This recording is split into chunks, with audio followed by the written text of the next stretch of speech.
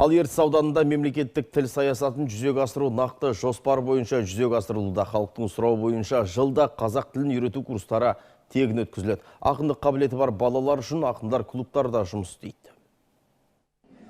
Ертіс аграрлық техникалық колледжінің ұстазы Елена Дацко 2 айлық қазақ тілін үйрету курсының түлегі. Ол мемлекеттік тілді меңгерем деушілер міндетті түрде аталған сабақтарға қатысуы керек деп есептейді. Күнделікті қолданыстағы сөздер мен бірге тілдік грамматикасын үйреніп, мен күнделікті өмірде қазақ тілін қолдануға тырысып жүрмін. Аған біліміме ризамын, өткені курс өте мағыналы, қызықты.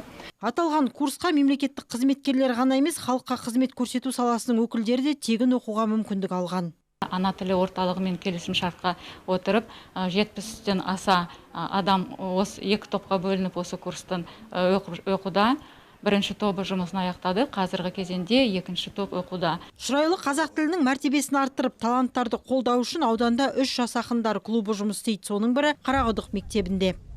2018 жылы жасақталған үйірмеге қазір 10 бала қатысады. Жас ақындар облыстық сайыстарда топ жарып жүр. Гүлсара Маликова, Дәулет Қошқарбаев, Ертіс ақпарат, Ертіс ауданынан.